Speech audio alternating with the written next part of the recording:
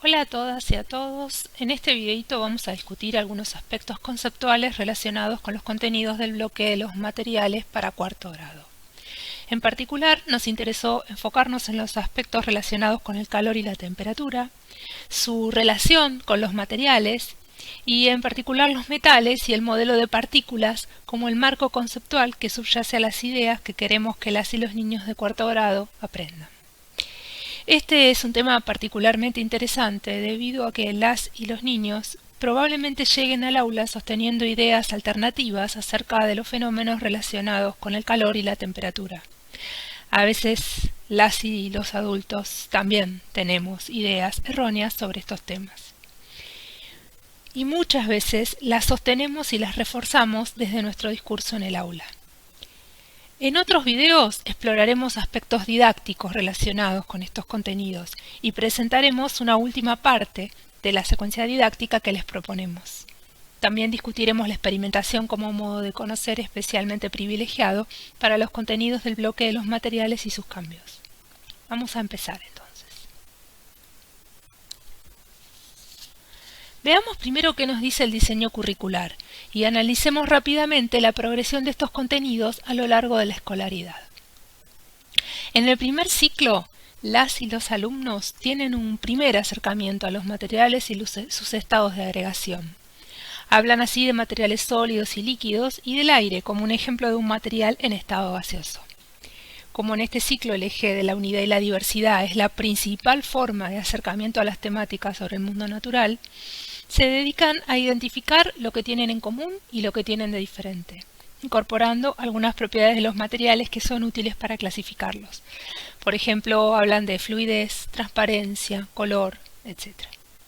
También comienzan a analizar interacciones y cambios, explorando los cambios de estado de materiales como agua, manteca o parafina cuando son expuestos al calor. En el segundo ciclo, los contenidos del bloque de los materiales relacionados con el calor y la temperatura los encontramos en cuarto y en quinto grado. En cuarto se retoma lo trabajado en el primer ciclo, tanto desde el punto de vista de la unidad y la diversidad, por ejemplo cuando analizamos familias de materiales y vemos qué propiedades tienen en común, como desde el eje de las interacciones y cambios. En este caso se estudian las interacciones de los materiales con el calor, con la electricidad y con el magnetismo. Lo que nos importa en esta etapa es analizar las transformaciones que sufren los materiales. Por ejemplo, si ponemos en contacto un trozo de metal con una fuente de calor, este va a cambiar su temperatura. Para entender los procesos que subyacen a estos fenómenos, es necesario un modelo para representarse a la materia, el modelo de partículas. Pero en esta etapa de la escolaridad no se proponen experiencias de acercamiento de las y los niños a este modelo, sino más bien un trabajo descriptivo, una exploración de lo que sucede y lo que se observa. En quinto grado, la exploración se centra en la noción de temperatura, y en particular en los instrumentos que podemos utilizar para medir esta magnitud, es decir, estudiamos los termómetros y sus usos. En relación con la conducción del calor por parte de los materiales, en cuarto grado se refuerzan las ideas construidas al analizar la electricidad, pudiendo trazar un paralelo entre ambos fenómenos. Tanto la electricidad como el calor fluyen por los materiales. Existen buenos y no tan buenos conductores del calor y de la electricidad. Los metales están entre los buenos conductores en ambos casos. Estas ideas se prestan especialmente para el desarrollo de situaciones de enseñanza relacionadas con lo experimental, como exploraciones sistemáticas y también experimentos sencillos. A su vez también será importante la formulación de preguntas y anticipaciones, el diseño de las situaciones experimentales, el registro de las observaciones, su interpretación y la formulación de generalizaciones, entre otras situaciones de enseñanza. Pero bueno, veamos entonces qué es lo que nosotros, como docentes, tenemos que saber sobre el calor y la temperatura. Lo primero que vamos a recalcar es que no se trata de enseñar estas conceptualizaciones. Dijimos que el diseño curricular prevé solamente un estudio de las interacciones de los materiales con el calor. Los modelos necesarios para empezar a comprender a la temperatura, como una magnitud que mide el grado de agitación térmica de un sistema, o al calor, como un proceso de transferencia energética entre sistemas, no serán abordados en el nivel primario.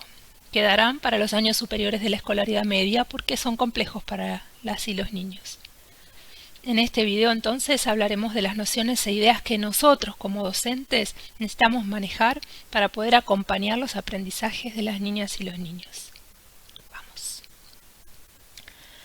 En la vida cotidiana, calor y temperatura son usados frecuentemente como si fueran sinónimos. Sin embargo, desde el punto de vista científico, son conceptos diferentes. Los niños suelen identificar el concepto de calor con el sol o con el fuego, es decir, con las fuentes de energía térmica. El concepto de temperatura por lo general lo asocian al clima o a la fiebre, producto del uso de estos términos en el lenguaje cotidiano. Como el primer instrumento que utilizamos para comparar temperaturas es nuestro cuerpo, aprendemos a clasificar a los cuerpos en calientes, tibios y fríos, según nuestra sensación al tacto. Esto hace que muchos niños piensen en la temperatura como una propiedad intrínseca de los objetos o también de los materiales. Por ejemplo, los metales son fríos, la madera es tibia o la lana es calentita. Estas son algunas de las ideas erróneas o alternativas que traen los niños al aula en relación al calor y la temperatura. Para poder desarmar estas ideas y hacer que nuestro lenguaje sea más preciso, tenemos que pensar primero, antes de definir calor y temperatura, en un modelo para representar a la materia. El modelo de partículas. Este modelo supone que la materia está compuesta por partículas materiales. Las podemos pensar como pelotitas. Entre partícula y partícula no hay nada, es decir, hay vacío. Las partículas se mueven y esos movimientos son una medida de la temperatura del cuerpo. Al entregar calor a un material, aumenta la agitación térmica de las partículas y decimos que aumentó su temperatura. En los esquemas que vemos acá abajo, se ha representado esas partículas invisibles para el caso de un material sólido, líquido o en estado gaseoso. Puede verse que el modelo de partículas permite, por ejemplo, pensar a los estados de agregación de la materia a partir de las fuerzas entre las partículas. En un sólido, esas fuerzas mantienen a las partículas más o menos fijas en sus lugares. Aunque se están moviendo, por ejemplo, las podemos imaginar como vibrando, en promedio mantienen posiciones fijas. En un líquido, las fuerzas de interacción son más débiles. Las partículas adquieren más movilidad y esto le da propiedades de fluidez al material. En un gas, las distancias entre partículas son mucho más grandes y las fuerzas de atracción ya no confinan a las partículas a lugares más o menos fijos, sino que éstas pueden moverse macroscópicamente. En esta simulación vamos a poder ver un cambio de estado con los anteojos de ver partículas. Podemos observar una modelización de lo que ocurre cuando entregamos calor a una masa de hielo. A la izquierda se ve el proceso tal y como podría observarse macroscópicamente y con el agregado de un termómetro para poder ver qué es lo que pasa con la temperatura. A la izquierda tenemos una representación acorde al modelo de partículas. Es decir, el material ahora aparece representado por pelotitas, que tienen movimiento o agitación térmica. Ese grado de agitación, según se ve, va aumentando a medida que el cuerpo recibe calor del mechero. Se puede ver como para determinadas temperaturas, el calor recibido se invierte en un cambio de estado de agregación. Primero de sólido a líquido. Esto sucede a 0 grados, lo que estamos viendo ahora. El hielo se está derritiendo, fíjense el termómetro está en 0 grados y está invirtiendo el calor en el cambio de estado. Luego, ahí ya estamos con toda la masa de hielo en estado líquido, y entonces ya hablamos de agua. El agua va aumentando su temperatura, fíjense que el termómetro está subiendo, y va adquiriendo esas pelotitas cada vez más movilidad. Algunas se van evaporando, proceso de evaporación que sucede espontáneamente. La temperatura sigue subiendo, tenemos todo el agua en estado líquido, las pelotitas cada vez tienen más movilidad. Y cuando lleguemos a la temperatura de ebullición, es decir, a los 100 grados, se vuelve a producir el cambio de estado. Esta vez va a ser de líquido a gaseoso. Y vamos a ver eso representado en el modelo de partículas como partículas con mucha más movilidad, libres y ocupando la totalidad de ese espacio definido por el rectángulo. Ahí ya está empezando a verse un burbujeo en la masa de líquido. Estamos cerca y ahí a los 100 grados toda la masa de agua empieza a transformarse al estado gaseoso. Y vamos teniendo cada vez más pelotitas libres que tienen mayor agitación térmica y pasan a ocupar la totalidad del espacio. Vamos a apurar un poco el proceso. Fíjense cómo ahí ya estamos superando los 100 grados y las pelotitas recorren distancias macroscópicas. No nos quedó nada de agua ya en el recipiente. Bueno, ahora que ya tenemos un modelo para pensar, podemos definir en los términos de ese modelo los conceptos de calor y temperatura tal como lo hace la ciencia. Para la física son conceptos diferenciados, porque uno hace alusión a un estado del material, la temperatura. Me dice cuál es el grado de agitación térmica. Es decir, que la temperatura sería una medida de la energía cinética de traslación promedio o energía asociada al movimiento que tienen las partículas. El calor, por otro lado, es un proceso. Hablamos de calor cuando tenemos energía en tránsito desde un cuerpo hacia otro. Para que haya transferencia de calor, los dos cuerpos deben estar a diferente temperatura.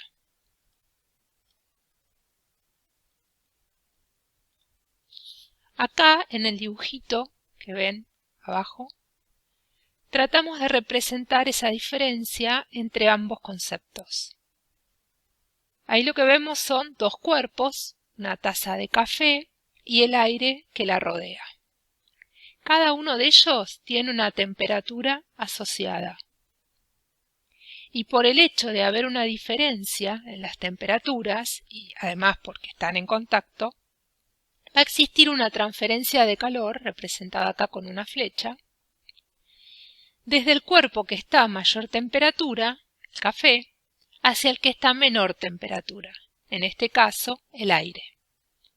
Cotidianamente nosotros diríamos, no dejes el café ahí que se te enfría. Es interesante ver que desde la física no hablamos de frío, sino que hablamos de pasaje de calor o energía del cuerpo que va a estar a mayor temperatura hacia el que esté a menor temperatura. Después de un rato, este proceso se detiene. ¿Cuándo sucede eso? Cuando ambos cuerpos alcancen la misma temperatura. Por ejemplo, el café va a llegar a unos 21 grados y ya no va a estar apto para beberlo. Déjenme que les muestre una simulación que representa el proceso en los términos del modelo de partículas. En este caso es una cuchara que está a temperatura ambiente y la metemos dentro de la taza con café. Fíjense que acá, en esta especie de lupa o anteojo de mirar partículas, están representadas las partículas de la cuchara con menor movilidad, menor temperatura, que entran en contacto con las partículas del café que se mueven más rápido porque están a mayor temperatura. Gradualmente vamos viendo que la agitación térmica de ambos cuerpos se va igualando. Las partículas del líquido van quedando más lentas y las partículas de la cuchara adquieren más movilidad, hasta que las temperaturas se igualan. Decimos que se produjo transferencia de calor o energía térmica desde un cuerpo hacia el otro. En esta diapositiva resumimos algunas de las ideas erróneas más comunes en relación con el calor y la temperatura. Una primera que podemos notar tiene que ver con considerar al calor como algo material, o sea, una sustancia, que estaría contenida en un cuerpo y podría fluir o pasar hacia otro. En la historia de la ciencia esta sustancia se la denominó calórico. Más tarde, los científicos y las científicas se dieron cuenta que no era adecuado pensar en una sustancia y la idea de calórico se abandonó. Unido a esto viene la idea de que el calor y el frío serían dos tipos de fluidos opuestos que los cuerpos podrían intercambiarse. Cuando pensamos en términos de energía, en lugar de una sustancia material, la noción de frío pierde sentido. Otra idea, que aparece bastante, tiene que ver con pensar la dicotomía caliente-frío como una propiedad de los materiales. Entonces se piensa que los metales son fríos intrínsecamente. Esto se origina en las sensaciones que tenemos al tacto. Por lo general, cuando tocamos un metal lo sentimos frío. Pero también deberíamos saber que los metales pueden alcanzar elevadas temperaturas, incluso pasan al estado líquido cuando se funden. La sensación que recibimos al tacto no tiene que ver con la temperatura del cuerpo. Por último, a veces se usa la palabra temperatura para denotar una especie de medida de la cantidad de calor que contendría un cuerpo. En este caso estaríamos nuevamente igualando calor a temperatura. Todas estas ideas alternativas se ven frecuentemente reforzadas por el uso cotidiano que hacemos del lenguaje. Acá vemos algunas frases que todas y todos decimos en alguna oportunidad. No importa si somos niñas, niños, científicas, científicos. Todos en el contexto cotidiano, en el contexto de todos los días, llegamos a decir este tipo de cosas. Veamos cómo deberíamos decirlas si fuéramos a aplicar las ideas científicas de calor y temperatura. La primera, el café con leche está muy caliente.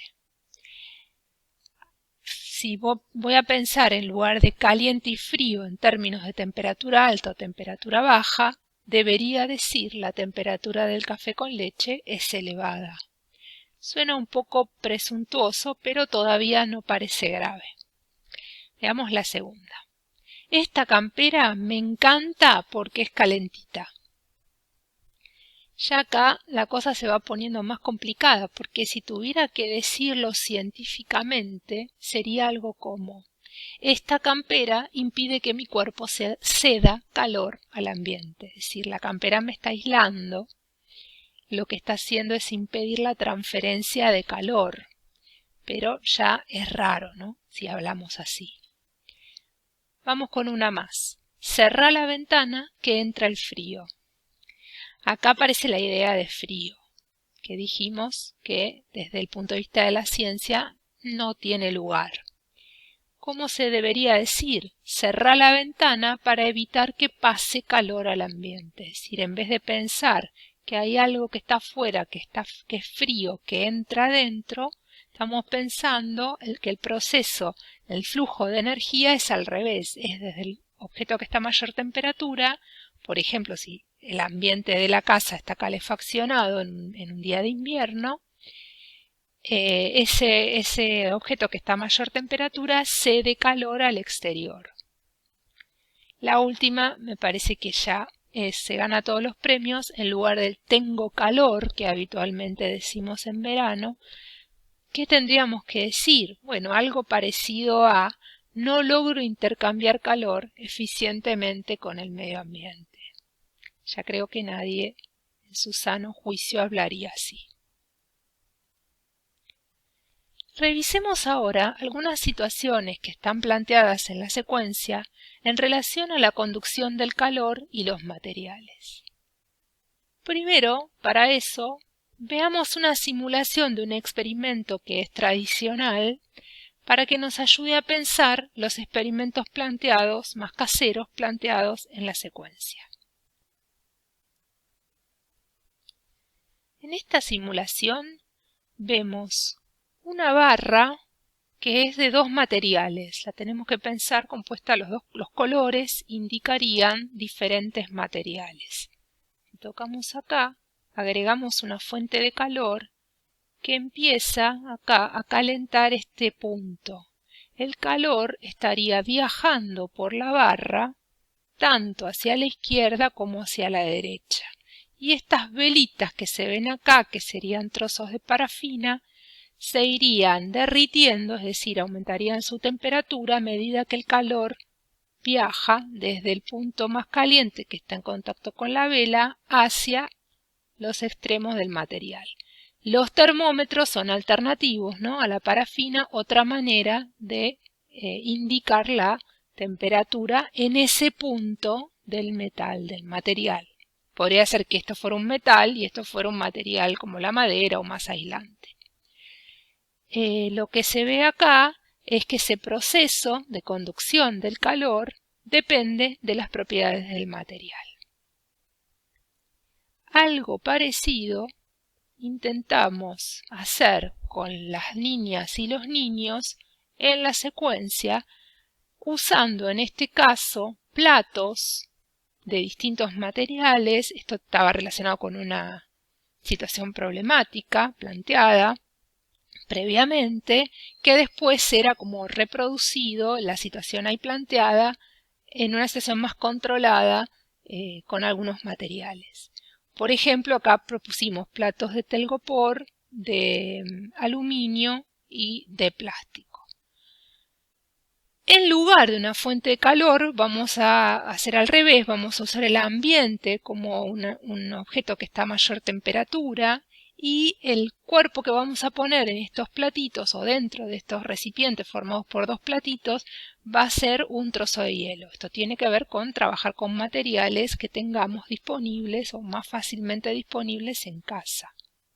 Entonces la experiencia consistiría en colocar un cubito de hielo dentro de cada uno de estos tres platos o recipientes formados por dos platos, uno arriba y otro abajo, y observar qué es lo que va pasando con ese hielo. Cuando vemos que alguno de los cubitos se derrite totalmente, nos fijamos en qué material ocurrió eso. Ocurrió primero. La idea acá es evaluar la conducción del calor, pero es un poco haciendo el paralelo con el experimento, la simulación que vimos antes. Acá el calor fluiría del ambiente, que está a mayor temperatura, hacia los cubitos de hielo, que están a menor temperatura. Y los materiales, ¿sí?, que recubren o que cubren ese hielo serían buenos o malos conductores. En aquellos casos que la conducción del calor sea buena, el cubito se va a derretir en un menor tiempo. Otra versión de esta experiencia, pensando que tal vez las niñas y los niños podían no tener platos similares y hechos de distintos materiales, tenía que ver con usar todos platos iguales, colocar cubitos de hielo, uno en cada plato, y cubrirlos con distintos materiales. Se sugería, bueno, acá hay uno que no está cubierto, después se sugería usar materiales como una bolsa de nylon, una servilleta de papel o una tela, papel aluminio que pudiera haber en la cocina, etc. Papel de diario, en fin. Y repetir el experimento que mencionamos antes. esperar a que el cubito que estaba descubierto se derrita completamente, destapar los demás y ver el grado de derretimiento, entre comillas, que se alcanzó. Nuevamente hay una transferencia de calor desde el ambiente a través del material que cubre el hielo hacia el hielo, la conducción del calor. Y a partir de este experimento podríamos ver que cuáles de esos materiales que pusimos a prueba son mejores conductores y cuáles son peores, tratando de medir cualitativamente cuánto se derritió ese cubito.